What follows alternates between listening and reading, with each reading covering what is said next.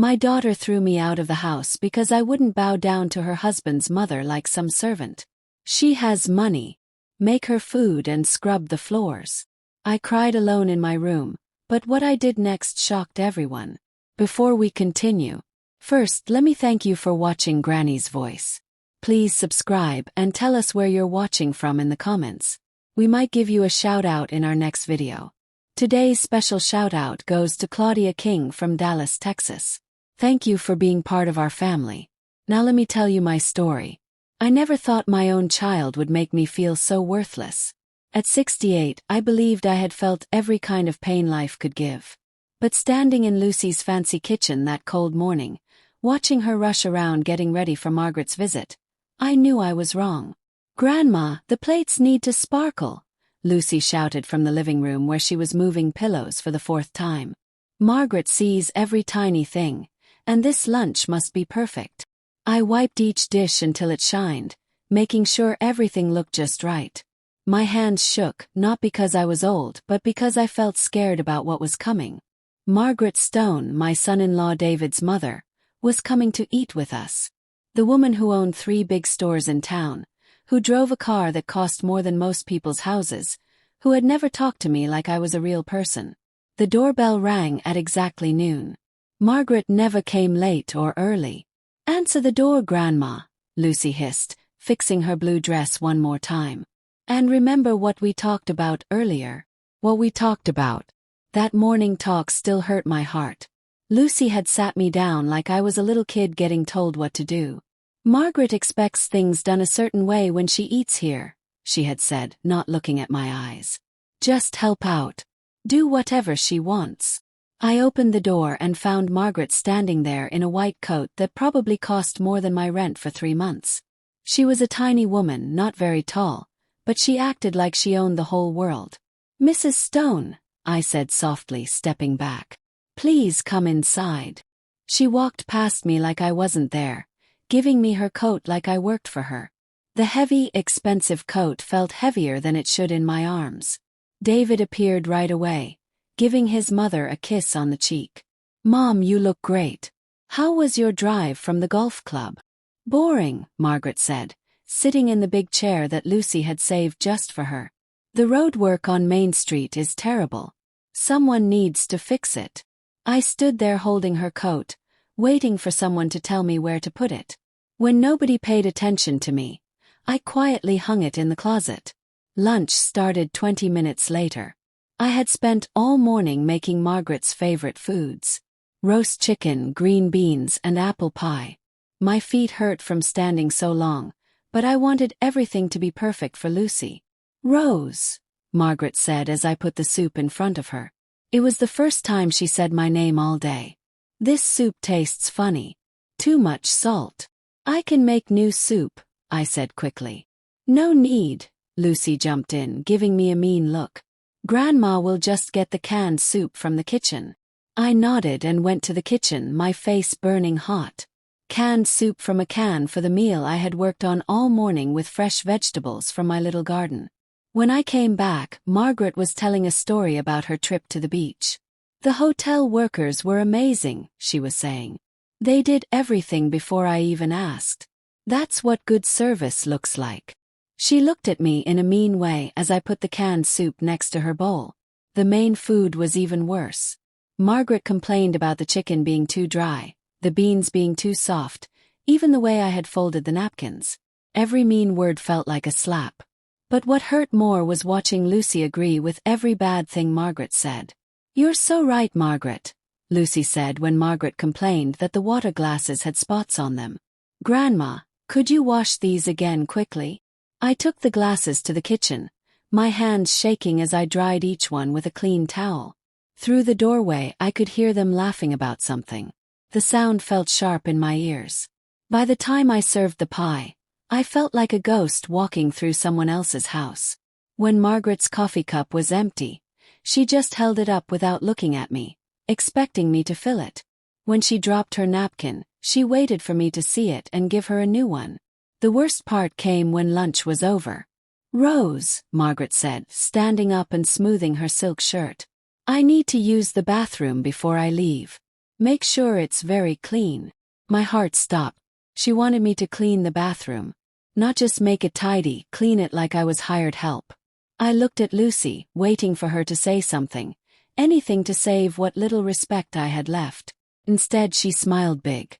Of course, Margaret. Grandma, make sure everything is perfect in there. Check the towels and make sure the mirror shines. The words hung in the air like poison. My daughter, the child I had raised by myself after her dad left us. The woman I had helped through school and her first years of marriage, was asking me to scrub toilets so her mother-in-law would like her. I stood there for a moment, feeling everyone looking at me. Margaret looked like she expected me to do it. David looked uncomfortable but said nothing, and Lucy looked angry, like I was being too slow to do what she wanted. She has money, Lucy said, her voice getting sharp when I didn't move right away. Serve her right and then go clean the bathroom. This is important to us, Grandma. The words cut deeper than any knife could. I felt something break inside my chest. Something that had been keeping me together for years. But I nodded because what else could I do? This was Lucy's house. Her marriage, her life I was supposed to be helping. I walked to the bathroom with my cleaning things, my eyes blurry with tears I wouldn't let fall. As I got on my knees next to the toilet with a scrub brush, I could hear them in the dining room, their voices happy and warm now that the uncomfortable moment was over. But what I heard next broke what was left of my heart. She actually does what I tell her. Margaret's voice came clearly through the thin walls. So easy to control. You've taught her well. And then Lucy's laugh. Bright, pleased, happy. She knows where she belongs. It just took some time to show her. I sat back on my heels, staring at my face in the toilet bowl I had just cleaned, and finally understood what I had become in my daughter's life. Not a grandmother, not family, just useful. The truth hit me like being punched, and I had to hold on to the sink to stay up. Was this what the rest of my life would be like? Being useful until I wasn't useful anymore? I didn't sleep that night. Every time I closed my eyes, I heard Margaret's words. So easy to control. You've taught her well. And Lucy's laugh playing in my mind like a mean song I couldn't stop. By morning I had told myself that maybe I was making it worse than it was. Maybe Lucy didn't mean it the way it sounded. Maybe when the sun came up, we could talk about what happened and find our way back to being grandmother and granddaughter instead of whatever we had become. I found Lucy in her kitchen, still in her pink robe, looking at her phone while her coffee got cold. She looked up when I came in, and for just a moment I saw something soft in her face. Hope grew in my chest. Good morning, sweetie, I said carefully, pouring myself a cup from the pot she had already made. Thank you for letting me sleep here last night. I was too tired to drive home. She nodded without really paying attention, going back to her phone. Margaret sent a text this morning. She really liked lunch. That's wonderful, I said, sitting across from her at the kitchen table. My hands wrapped around the warm cup, looking for comfort. Lucy, I wanted to talk to you about yesterday. Her fingers stopped moving on the phone. What about it? I took a deep breath, picking my words carefully. I felt uncomfortable with how things went. The way Margaret talked to me and asking me to clean the bathroom. I stopped, watching her face. Lucy put her phone down harder than she needed to. Uncomfortable. Grandma, what are you trying to say? I'm saying that I'm your grandmother, not someone who works for you. I was happy to cook lunch and help with our guest, but when she started ordering me around and you helped her, I stopped, seeing the anger building in her eyes. Helped her. Lucy's voice got higher. I was trying to make a good impression on my mother-in-law.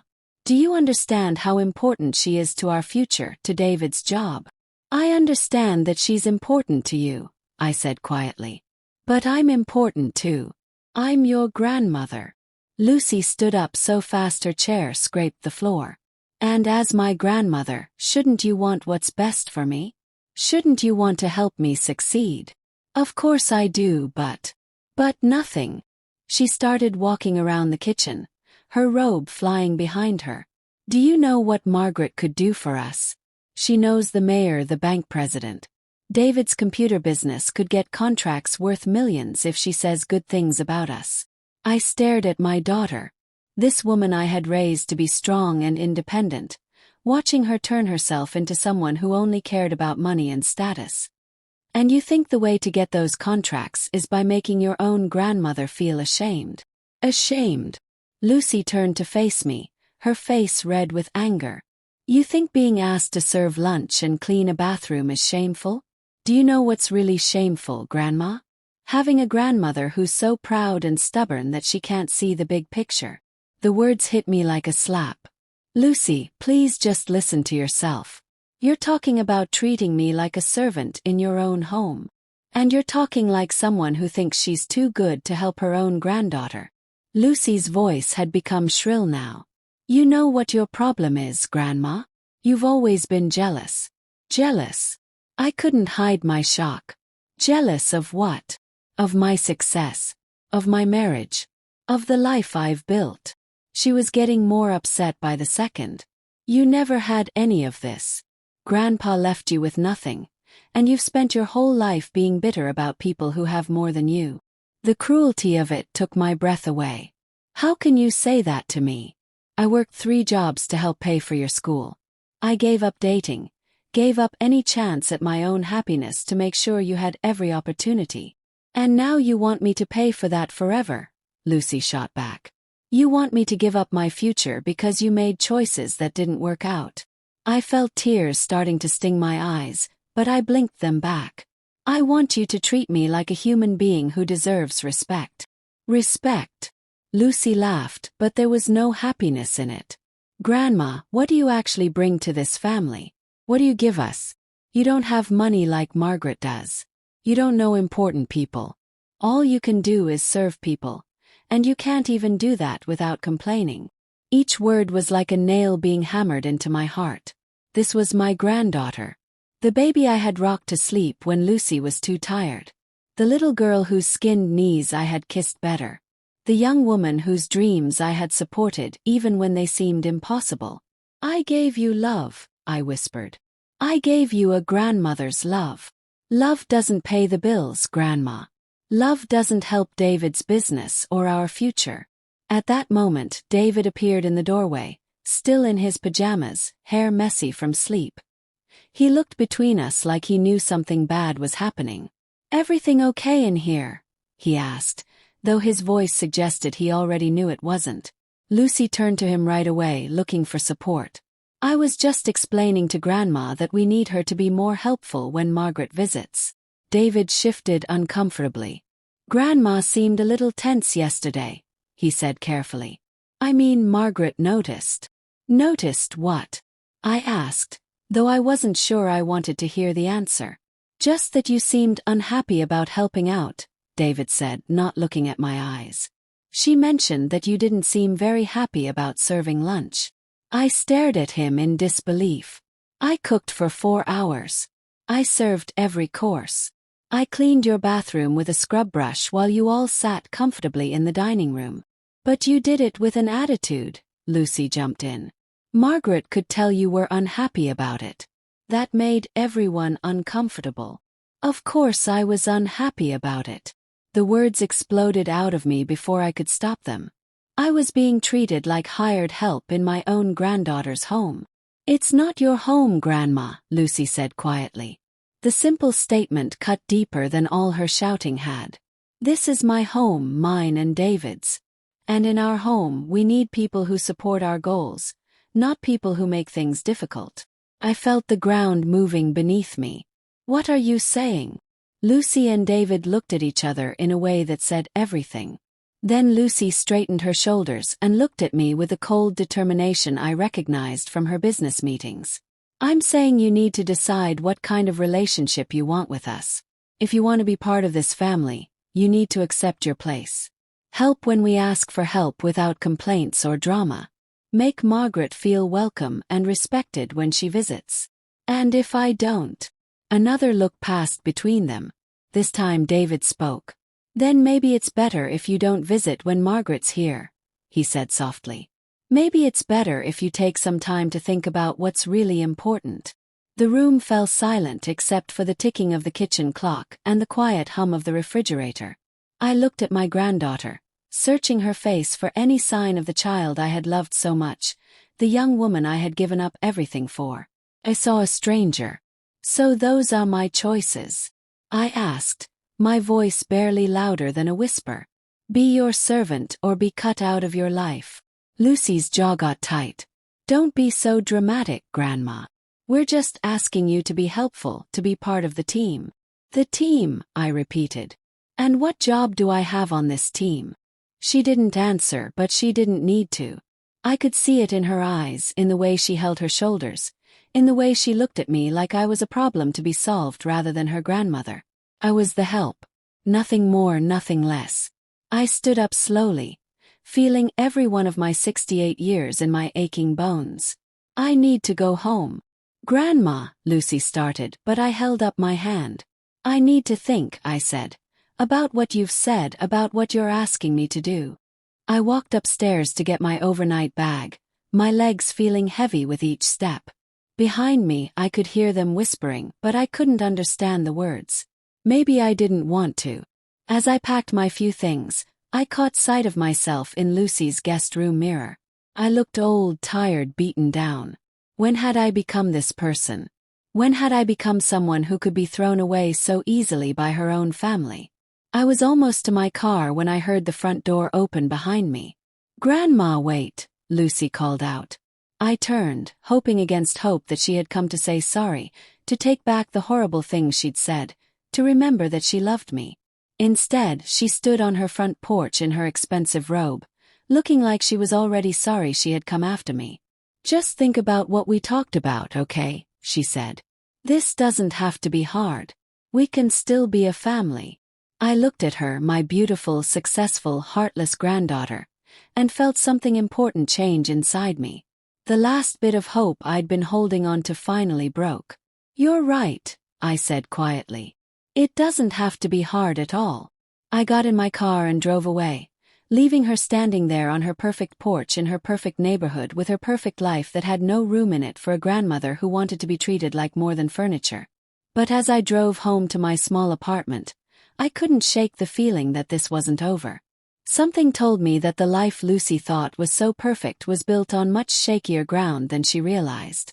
The first week after leaving Lucy's house passed like a bad dream of sleepless nights and food I couldn't eat.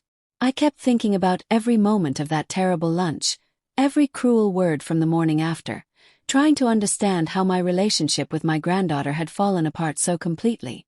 My tiny 2-room apartment felt even smaller now, like a box I'd been pushed into and forgotten about. The quiet was so loud it hurt. For years, even when Lucy and I weren't talking much, I always knew she was there. Phone call away, part of my life, part of my world. Now that connection felt broken, and I wasn't sure how to live without it. I walked from room to room like a ghost, picking up books I couldn't focus on, starting cleaning jobs I gave up halfway through. The walls seemed to push in on me, covered with pictures of Lucy at different times in her life. School pictures, wedding photos, holiday celebrations where we'd both been smiling and happy. Had it all been fake? Had she always seen me as a burden, as someone useful but not really wanted? On Monday morning, I was sitting at my kitchen table staring at a cup of coffee that had gotten cold hours ago when my computer made a sound telling me I had new mail. I almost didn't look. Most of my mail these days was bills or ads, but something made me check. The sender was Thompson & Smith, the money people who handled the books for Lucy's party planning business. I frowned, clicking it open. Why would they be writing to me directly? Then I remembered when Lucy had started her business 4 years ago. I'd helped her set it up. We'd put me down as a backup contact for important money papers, partly because she traveled a lot for party jobs and partly because I'd helped her get the money to start the business. I was still officially listed as a partner, though I'd never taken an active role in the day-to-day work. The email was normal, a monthly money report that I usually looked at quickly and deleted. But today, with nothing but time and heartache to fill my hours, I actually opened the attachment. At first, the rows of numbers meant nothing to me. Money coming in, money going out, profit margins, all the boring details of running a business. But as I scrolled down to the detailed transactions, something caught my eye. There in the deposit section was a series of money transfers that made my stomach feel sick. Large amounts of money. 3,000 here, 6,000 there, 9,000 the month before. All coming from an account labeled M. Stone Personal. Margaret's money going directly into Lucy's business account. I stared at the screen, feeling my heart beat faster. When had Margaret invested in Lucy's business? In all our talks about the company's growth, Lucy had never mentioned taking on an investor, especially not her mother-in-law. The deposits were big and regular, going back almost 6 months. But something felt wrong about it. The timing, the amounts, the fact that these transfers seemed to speed up around the same time that Lucy had started putting pressure on me to be more accommodating during Margaret's visits. I clicked through to the previous month's report, then the one before that. The pattern was clear. Regular big transfers from Margaret's personal account to Lucy's business. But there was no matching paperwork that I could see, no investment agreements, no partnership papers, no formal arrangements that would normally come with such big financial backing. My hands were shaking as I reached for my phone. I still had contacts at the bank where Lucy had her business accounts, people who knew me from when I'd helped her set everything up. Maybe they could help me understand what was happening. Mrs. Park, this is Rose Mitchell, Lucy Mitchell Davis's business partner. I hope I'm not bothering you. Linda Park had been Lucy's business banker from the beginning. She was a nice woman in her 50s who had always been helpful during the startup process. Rose, it's so good to hear from you. How are things going with the business? That's actually what I'm calling about, I said carefully. I was looking at our recent money reports and I noticed some large deposits from M. Stone. I wanted to make sure everything was properly written down on our end. There was a pause. The Stone transfers. Yes, those have been quite regular lately. Is there a problem with the paperwork? Well, that's just it. I don't seem to have any records of an investment agreement or partnership arrangement with Mrs. Stone. I wanted to make sure we hadn't missed filing something important. Another pause. Longer this time. Rose, I'm looking at the account notes here, and these transfers are listed as family gifts rather than formal investments. Lucy told us they were gifts from her mother-in-law to help with business expansion. My blood turned cold. Gifts? That's what we have on file. Large family gifts to support the business. They're not set up as loans or investments, just gifts. I thanked Linda and hung up, my mind racing. If Margaret was supposedly giving Lucy thousands of dollars every month as gifts, but that didn't make sense. From everything I'd seen about their relationship, Margaret was demanding and controlling, not generous and giving. She was the type of person who kept track of every favor, every kindness, expecting them to be paid back with interest. And there was something else bothering me. During that awful lunch, when Margaret had been criticizing everything and treating me like hired help, I'd gotten the clear feeling that she enjoyed having power over people. She liked being the wealthy woman whose approval everyone wanted. Would someone like that really be handing over thousands of dollars without expecting something big in return? I spent the rest of the day looking through the money records I had access to, and the picture that came together made my stomach turn. The transfers from Margaret's account had started small, 1,000 here and there. But they'd grown bigger and more frequent over time, and they didn't match any business milestones or growth patterns that would justify such big gifts. More troubling still, when I looked at how the money was being used, it wasn't going toward business expenses. Large portions were being transferred out of the business account into what appeared to be personal accounts. Money that was supposedly being given to help Lucy's party planning company grow was instead funding an expensive lifestyle. But the most damning detail was in the timing. The largest transfers had happened during times when, according to social media posts I could still see on Lucy's public accounts, Margaret had been traveling or dealing with health problems. The kind of times when an elderly woman might not be watching her finances as closely as usual. I sat back in my chair feeling sick. Couldn't be what it looked like. Lucy wouldn't steal from her mother-in-law. She might be cold and calculating. She might care more about money than relationships, but she wasn't a thief, was she? I tried to think of other explanations. Maybe Margaret really was investing in the business and just didn't want it made official. Maybe she was helping Lucy and David with personal expenses as a way of supporting their marriage. Maybe there was a perfectly innocent explanation for why thousands of dollars were flowing from an elderly woman's personal account into my granddaughter's business without any formal agreements or paperwork. But deep in my gut I knew better. The way Lucy had been so desperate to impress Margaret, so insistent that I catered to her every whim, so determined to maintain a relationship that seemed to bring her no joy. It all made horrible sense if she was stealing from the woman. And there was something else. Something that made my blood run cold when I thought about it. The way Margaret had treated me during lunch, ordering me around like hired help while Lucy not only allowed it but encouraged it. What if that wasn't just about social climbing? What if Lucy was deliberately creating a situation where Margaret felt powerful and in control? Where she felt like the generous benefactor who deserved to be catered to? What if my humiliation had been part of a larger trick? I closed the laptop and walked to the kitchen window, staring out at the parking lot of my apartment complex. The winter sky was gray and heavy with snow that hadn't fallen yet, matching the weight I felt in my chest. My granddaughter wasn't just cold and ungrateful. If I was right about what I was seeing in these money records, she was a criminal. She was stealing from an elderly woman, using her marriage and her family relationships as cover for theft. And she had turned me into an unwitting accomplice, making me serve and clean and humble myself to maintain the illusion that we were all one happy family. That Margaret was the beloved matriarch whose generosity deserved our grateful servitude. The worst part was how perfectly it had worked. Margaret had felt powerful and respected. Lucy had gotten her money, and I had been the useful tool that made it all possible. My humiliation hadn't been a byproduct of Lucy's social climbing. It had been an essential part of her con. I pressed my forehead against the cool glass of the window and finally let myself cry. Not just for the loss of my relationship with my granddaughter, but for the discovery of who she really was. The child I had raised, the woman I had sacrificed everything for, was a stranger to me. Worse than a stranger. She was someone I wouldn't want to know if we weren't related. But as the tears dried on my cheeks, I felt something else stirring inside me. Something harder and colder than grief.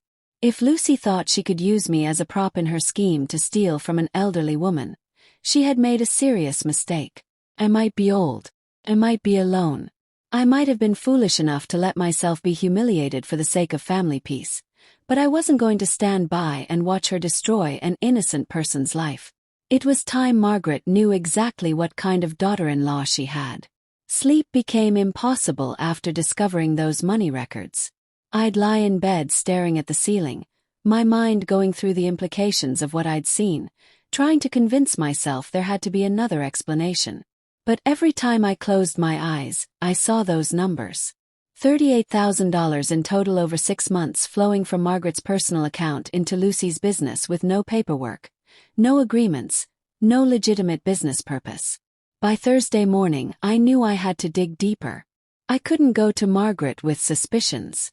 I needed facts, hard evidence that would be impossible to explain away or dismiss. I made coffee and sat down at my laptop with grim determination. If Lucy was stealing from her mother-in-law, there would be a trail. Thieves, even smart ones, always left clues. The first thing I did was access the business's online banking portal.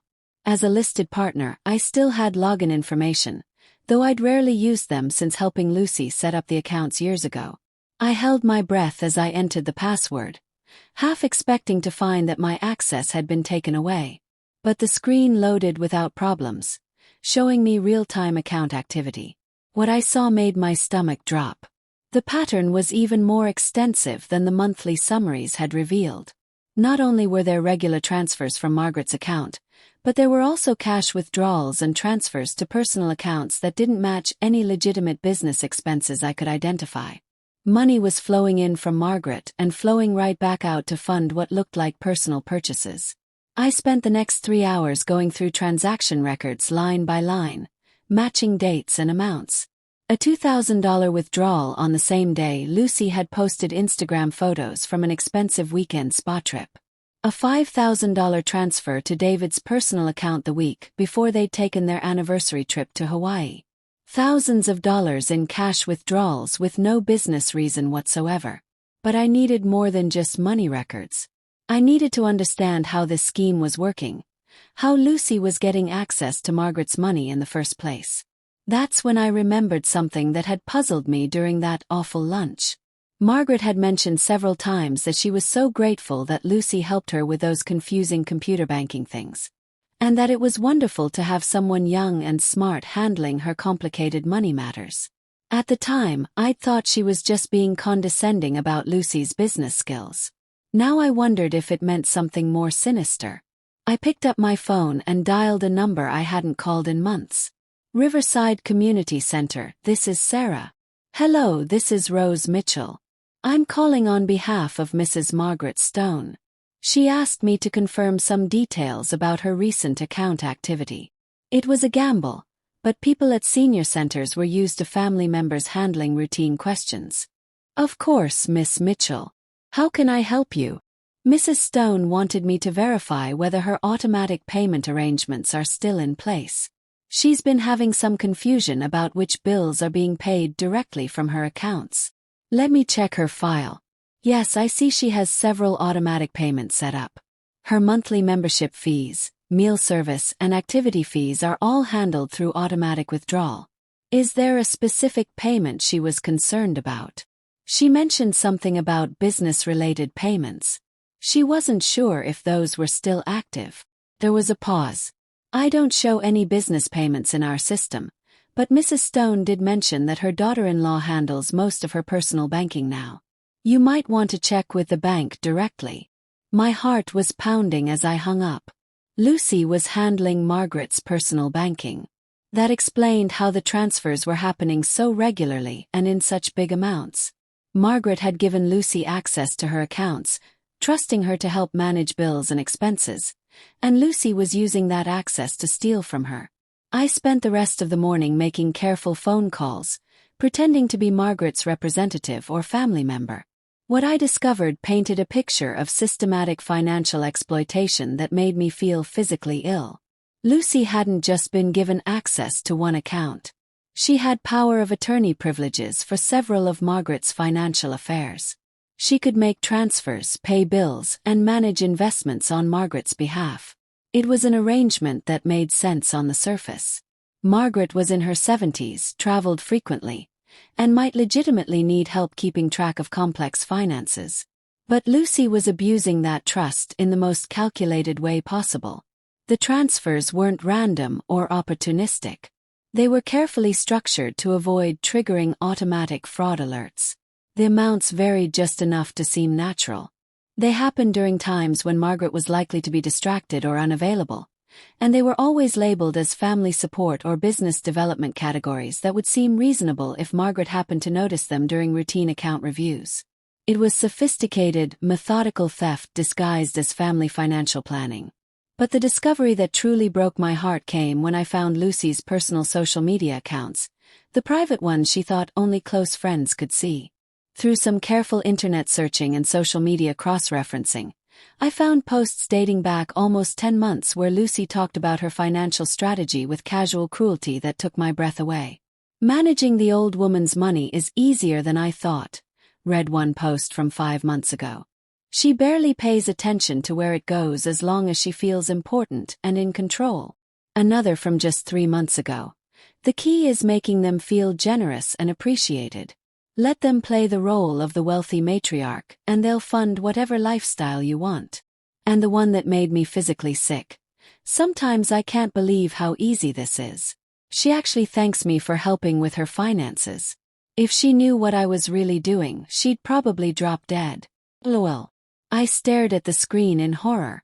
These weren't the words of someone who had gradually fallen into temptation or made poor decisions in a moment of weakness. This was a predator talking about her victim with gleeful calculation. My granddaughter wasn't just stealing from an elderly woman. She was enjoying it. The final piece of the puzzle came from an unexpected source. While I was printing out screenshots of the social media posts, my phone rang. The caller ID showed David's office number. Mrs. Mitchell, this is Karen from Davis Tech Solutions. I'm so sorry to bother you, but we have a payment issue we're hoping you can help clarify. My pulse quickened. What kind of payment issue?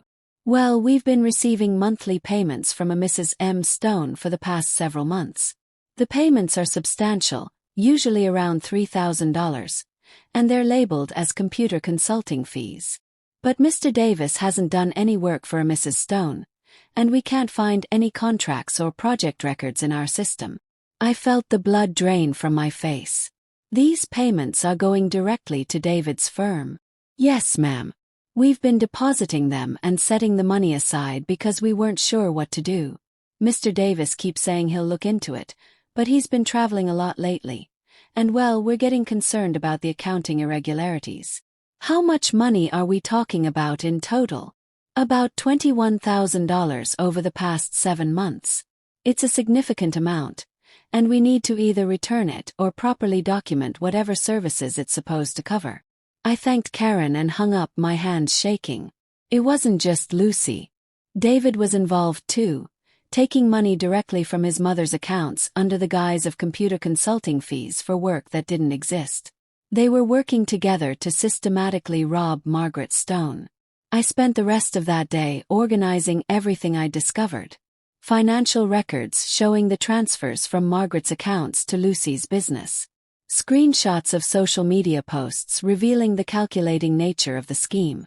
Phone records and documentation proving that Margaret's money was being funneled into personal accounts and used for vacations, spa treatments, and lifestyle expenses that had nothing to do with business operations. By evening, I had assembled a comprehensive folder that painted an undeniable picture of financial elder abuse. But as I sat there looking at the evidence spread across my kitchen table, I felt something I hadn't expected. A deep, crushing sadness that went beyond anger or betrayal. This was my granddaughter, the baby I had held in my arms, the toddler whose fears I had soothed, the young woman whose dreams I had supported even when money was tight and sacrifices were hard. I had raised her to be strong, independent, and successful. I had never imagined I was raising someone who would prey on elderly people for money. The woman who had humiliated me in her kitchen, who had told me I was only valuable for my service, who had treated me like furniture in front of her victim. That woman was a stranger wearing my granddaughter's face. But Margaret wasn't a stranger. She was an elderly woman who trusted her son and daughter-in-law to help protect her interests, not exploit them. She might be demanding and difficult, but she didn't deserve to be stolen from by the very people she considered family. I gathered up all the evidence and put it in a manila folder. Tomorrow, I would drive to Margaret's house and show her exactly what kind of family she had welcomed into her life. It was time for the truth to come out, no matter how much it would cost me. Because the granddaughter I had loved was already gone. The woman living in her house, using her name, building her life on stolen money. She wasn't someone I recognized anymore, and I wouldn't protect a criminal, even if she had once been my child. The drive to Margaret's house felt longer than the actual 30 minutes it took. My hands gripped the steering wheel so tightly that my knuckles had gone white, and the manila folder containing all the evidence sat on the passenger seat like a loaded weapon. I'd barely slept the night before, running through different scenarios of how this conversation might go. Would Margaret believe me? Would she think I was a bitter ex-grandmother trying to cause trouble? Would she even listen before having me thrown off her property? But every time doubt crept in, I remembered Lucy's social media posts. She actually thanks me for helping with her finances. If she knew what I was really doing, she'd probably drop dead. LOL. The cruelty of it steeled my resolve. Margaret deserved to know the truth, regardless of how difficult this conversation would be. The stone house sat behind a tall wooden fence on 2 acres of perfectly kept grounds. I'd only been here once before, for Lucy and David's wedding shower 2 years ago. Even then, I'd felt out of place among the stone walkways and imported flower gardens. I pressed the button on the intercom at the gate, my heart hammering against my ribs. Stone residence. This is Rose Mitchell. I need to speak with Mrs. Stone about an urgent family matter. There was a long pause. Mrs. Stone isn't expecting any visitors today. Please tell her it's about Lucy and David. It's extremely important. Another pause. Then the gate swung open with a mechanical hum. I drove up the curved driveway, past perfectly trimmed bushes and a bird bath that probably cost more than I'd made in the past 3 years. The house itself was a sprawling ranch style with brick walls and enough windows to light a small office building. Margaret met me at the front door, dressed in a navy blue sweater set that probably cost more than my monthly groceries. Her gray hair was perfectly styled, her makeup flawless despite it being barely 9 o'clock in the morning. She looked every inch the wealthy matriarch, but there was something in her eyes, a tiredness that suggested she sensed this wasn't a social call. "Rose," she said coolly. "This is unexpected. I hope everything is all right with Lucy and David. That's what I need to discuss with you, Mrs. Stone. May I come in?" She hesitated for just a moment, then stepped aside. "Of course. Let's go to the living room." The living room was exactly what I'd expected. Expensive furniture arranged with mathematical precision. Family portraits in gold frames staring down from the walls. Fresh flowers that had probably been arranged by a professional that morning. Everything perfect, everything controlled, everything designed to reinforce the owner's status and power. Margaret settled into a high-backed chair that looked more like a throne than furniture, and gestured for me to sit across from her. The distance between us felt intentional, a reminder of our respective places in the social hierarchy. "Now then," she said, folding her hands in her lap. "What's this urgent family matter you need to discuss?" I opened the manila folder with trembling fingers. There was no gentle way to do this. No way to soften what I was about to reveal. "Mrs. Stone, I need to show you something. I discovered it by accident, and I've spent the past week verifying everything. I wish I didn't have to be the one to tell you this, but..." I took a deep breath. "Lucy and David have been stealing money from your accounts." Margaret's face went completely still. "Excuse me. They've been taking thousands of dollars from your personal accounts over the past 6 months. Large transfers that they've disguised as business investments and consulting fees." I pulled out the first set of financial records. "These are copies of your bank statements showing transfers to Lucy's party planning business. Over $38,000 total." Margaret leaned forward slightly, her eyes scanning the papers I'd placed on the coffee table between us. Her expression was unreadable.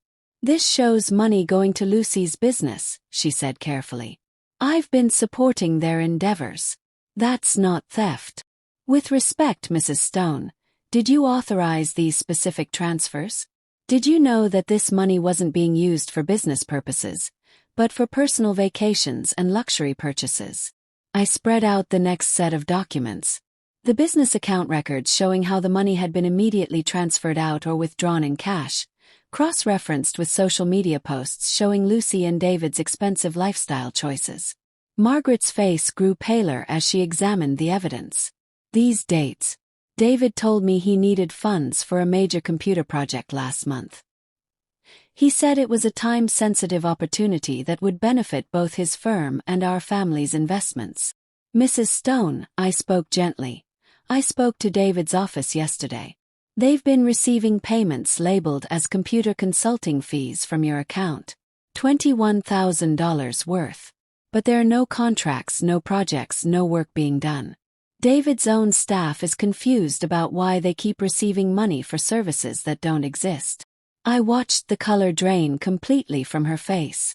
She picked up one of the bank statements with shaking fingers, studying it more carefully. "I don't understand," she whispered. "Lucy has been helping me manage my finances. She said the money was going toward investments that would benefit all of us. She's been so helpful, so attentive." "That's how this type of theft works," I said gently. "They gain your trust, make themselves indispensable, then gradually increase their access to your finances. Look at these social media posts." I showed her the screenshots from Lucy's private accounts. Margaret's hands trembled as she read her daughter-in-law's cruel words about managing the old woman's money and making her feel generous and appreciated while funding their lifestyle. The silence that followed was deafening. Margaret stared at the evidence spread across her pristine coffee table, her breath coming in short, sharp gasps. "She calls me the old woman," Margaret said finally, her voice barely audible. "She jokes about me dropping dead if I found out what she was doing. I'm so sorry, Mrs. Stone. I know how difficult this must be." Margaret's grief transformed into something harder, colder. When she looked up at me, her eyes were filled with a fury I hadn't expected. "They made a fool of me," she said, her voice gaining strength. "In my own home, at my own table, they made me feel like a generous benefactor while they picked my pockets." "There's more," I said quietly. "I think the way they've been treating me, the way they insisted I serve you and clean for you during that lunch, I think it was all part of the manipulation. They wanted you to feel powerful and in control, like the gracious matriarch who deserved to be waited on. It made the financial help seem more reasonable, more like something a wealthy patron might do for grateful family members." Margaret's eyes flashed with understanding and rage. "They used you. They used both of us." "Yes, and I think they plan to continue doing it indefinitely." Margaret stood up abruptly, pacing to the window that looked out over her manicured gardens. When she turned back to me, her expression was steely with determination. "How much total?" she asked. Consulted my notes. "From what I can document, approximately $59,000 over the past 6 months. But Mrs. Stone, given how sophisticated this scheme is, there might be more that I haven't discovered yet." She nodded grimly. "I want to confront them tonight. I want them to look me in the eye and explain this." "Are you sure you want to do that? Maybe you should speak to a lawyer first, or—" "No," her voice was iron. "I want to see their faces when they realize their little game is over. I want them to know that the foolish old woman they've been robbing isn't as helpless as they thought." She walked to an antique desk in the corner and pulled out her phone. "I'm going to call them right now. I'll tell them I want to have dinner tonight, here at the house. A family dinner to discuss some important financial matters. Mrs. Stone, please be careful. If they realize what you know—" "They won't," she said with cold certainty. "They think they're so clever, so much smarter than the doddering old woman they've been manipulating. They'll come because they think it's another opportunity to steal from me." She dialed Lucy's number and I could hear it ringing through the phone speaker. "Margaret!" Lucy's voice was bright and cheerful, full of the false warmth I now recognized as manipulation. "How lovely to hear from you. How are you feeling?" "I'm doing well, dear. I was hoping you and David could come for dinner tonight.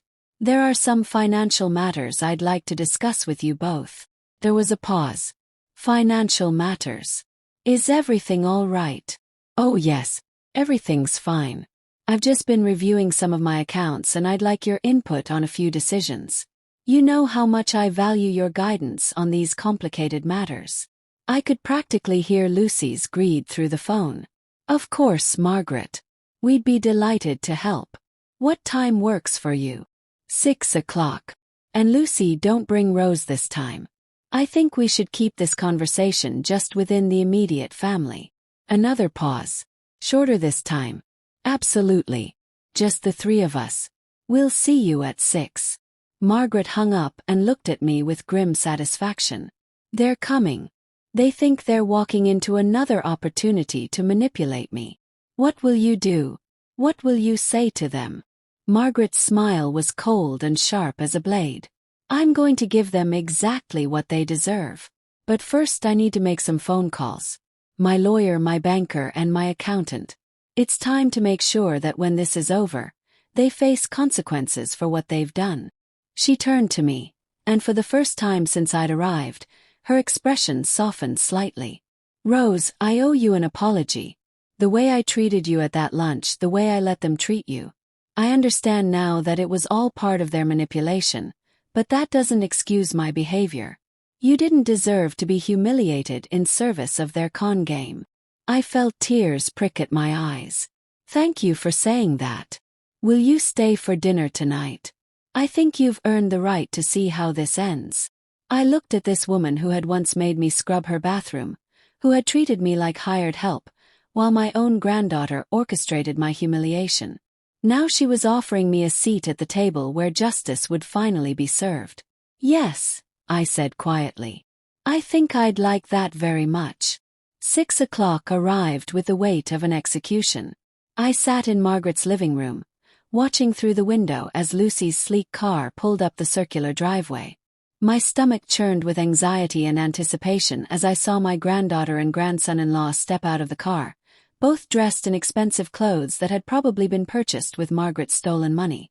They walked up to the front door with confident strides, David adjusting his designer jacket, Lucy smoothing her silk blouse. They looked like the picture of success and sophistication. They had no idea they were walking into their own reckoning. Margaret had spent the afternoon making calls to her lawyer and accountant, setting wheels in motion that would ensure this confrontation had real consequences. She'd also had me move to the study where I could hear everything through the open doors but remain out of sight until the right moment. "Remember," she told me as we'd planned this confrontation, "they need to understand that their victims aren't helpless, that their manipulation didn't work because we were weak, but because we trusted them." I heard the front door open, followed by Lucy's bright, artificial voice. "Margaret, you look wonderful. Thank you so much for inviting us over." "Lucy." "David." Margaret's voice was perfectly controlled, giving away nothing. "How good of you both to come on such short notice." "Of course," David replied. "We're always happy to help with any financial questions you might have." I could hear them moving into the dining room, their voices becoming slightly muffled by distance. Margaret had set the table with her finest dishes and crystal, as if this were indeed a normal family dinner. The irony wasn't lost on me. My granddaughter was about to be served her comeuppance on china worth more than my car. "I hope you don't mind," Margaret was saying, "but I've asked my lawyer to join us by phone later. There are some documents I'd like to review with all of you present." "Documents?" Lucy's voice carried just a hint of tension. "Investment papers, account authorizations, that sort of thing. I'm trying to get better organized about my financial affairs. You know how scattered I can be about these matters." David laughed, and the sound made my skin crawl. "You're hardly scattered, Mother. You've always been very sharp about business." "Have I? Sometimes I wonder. There are transactions in my accounts that I'm having trouble remembering authorizing. Large transfers that I'm sure I approved, but the details are becoming fuzzy." I held my breath, waiting for their response. "Well, that's perfectly normal," Lucy said smoothly. "You handle so many different investments and accounts. That's why you asked us to help keep track of everything. Remember?" "Yes, I do remember asking for help. Though I'm having trouble remembering asking for quite this much help." The temperature in the room seemed to drop 10 degrees. I could practically feel the tension radiating through the walls. "I'm not sure I understand," David said carefully. "Oh, I think you understand perfectly." Margaret's voice had transformed completely, losing all pretense of frail confusion and becoming sharp as steel. "I think you understand exactly how much help you've been giving yourselves to my money." The silence that followed was deafening. "Margaret," Lucy began, her voice higher than usual, "I don't know what you think. I think you've stolen over $59,000 from me in the past 6 months. I think you've been using your access to my accounts to fund your lifestyle while pretending to be loving, helpful family members. I think you're thieves." I heard a chair scrape against the floor, then David's voice, strained and defensive. "Mother, that's a serious accusation. If there's been some kind of misunderstanding about the money transfers." "There's been no misunderstanding." Margaret's voice was cold as winter. "I have bank records, transaction histories, documentation of every dollar you've stolen. I have screenshots of social media posts where you joke about how easy it is to manipulate the old woman and laugh about me dropping dead if I discovered what you were doing." The crash that followed sounded like someone had dropped a wine glass. That was my cue. I stood up from my chair in the study and walked into the dining room, the manila folder in my hands. Lucy was standing beside the table, her face white as paper, staring at Margaret like she'd seen a ghost. David had gone completely still, his mouth slightly open in shock. Between them, red wine was spreading across Margaret's white tablecloth from the shattered remains of a crystal glass. "Hello, Lucy," I said quietly. My granddaughter's head snapped toward me, her eyes wide with panic and fury. "What is she doing here?" she demanded, turning back to Margaret. "She's the one who discovered what you were doing," Margaret replied calmly. "She came to me with evidence of your theft because, unlike some people, she has a conscience." Lucy's face twisted with rage. "She's lying. She's trying to turn you against us because I refused to let her treat you like a servant." I almost laughed at the audacity of it. Even now, even caught red-handed, she was trying to rewrite history. "Actually, Lucy, you insisted that I treat Mrs. Stone like she was my employer. You demanded that I serve her and clean for her. Remember? You said she had money and I should know my place." "That's not how it happened." "It's exactly how it happened," Margaret interrupted. "And now I understand why. You were conditioning me to feel powerful and superior so I wouldn't question the financial help I was supposedly giving you. You made me feel like a generous benefactor while you robbed me blind." David finally found his voice. "Mother, please, if you just let us explain." "Explain what?" Margaret's fury was building now, no longer contained by her aristocratic composure. "Explain how you've been stealing from your own mother. Explain how you created fake consulting fees to funnel my money into your personal account. Explain how you laughed about my potential heart attack while you picked my pockets." I placed the manila folder on the table and spread out some of the evidence we'd compiled. Bank statements, social media screenshots, records of fraudulent transactions. "It's all here," I said to Lucy and David. "Every transfer, every lie, every cruel joke at Margaret's expense. Did you really think you could get away with this forever?" Lucy's shock was transforming into desperate anger. "You bitter old woman," she hissed at me. "You couldn't stand that I had a good life, so you decided to destroy it. You destroyed it yourself the moment you decided to become a thief." I shot back. "You called her the old woman behind her back and laughed about how easy she was to manipulate." David was looking frantically between his mother and wife, clearly calculating his options. "Mother, I think there's been a terrible misunderstanding. If some money was transferred inappropriately, it was without my knowledge." "Don't," Margaret said, her voice deadly quiet. "Don't you dare try to blame this on your wife while pretending to be innocent. Your tech firm has been receiving payments for non-existent work. Your own staff called to ask about the fraudulent consulting fees." David's face crumpled. The game was over and he knew it. "What do you want?" Lucy asked finally, her voice small and defeated. Margaret smiled, but it was cold and sharp as a knife. "I want my money back. All of it. I want you both to sign statements admitting what you've done. And I want you to understand that you will never ever have access to my finances again. And if we refuse, then my lawyer files criminal charges tomorrow morning. Elder abuse, theft, fraud. You'll both be facing prison time." The fight went out of Lucy all at once. Her shoulders sagged and she looked around the room like a trapped animal, searching for an escape that didn't exist. "How much time do we have?" David asked quietly. 72 hours to return the money and sign the admissions. After that, the police become involved." I watched my granddaughter's face as the reality of her situation sank in. This was the woman who had humiliated me in her kitchen, who had told me I was only valuable as a servant, who had cut me out of her life because I wouldn't submit to being treated like hired help. Now she was the one being humiliated, being forced to face the consequences of her own cruelty and greed. I should have felt triumphant. I should have felt vindicated. Instead, I felt sad. This broken, desperate woman was still the child I had raised, the granddaughter I had loved.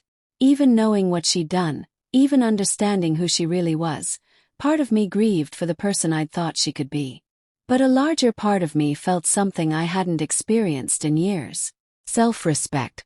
Margaret looked at me across the ruined dinner table, and in her eyes I saw not the imperious woman who had once ordered me to scrub her bathroom, but a fellow survivor of my granddaughter's manipulation. "Rose," she said formally, I owe you more than I can express. Not just for exposing this theft, but for showing me that I deserve better than to be surrounded by people who see me as nothing more than a source of money.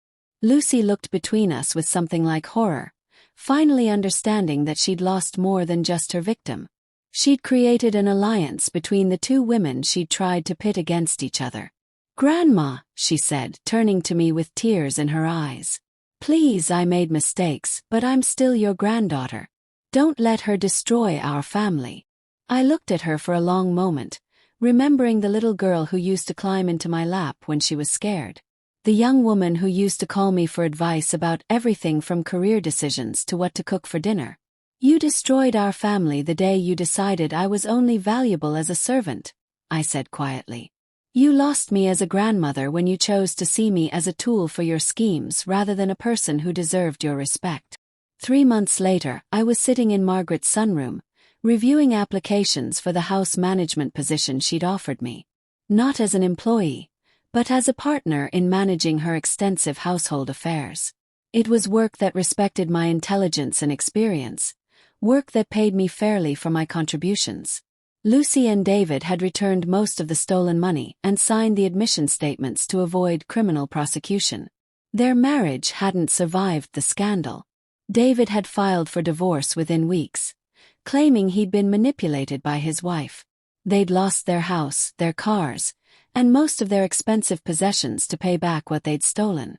Lucy had tried calling me several times in the weeks after the confrontation, alternately apologetic and angry, but I'd stopped answering.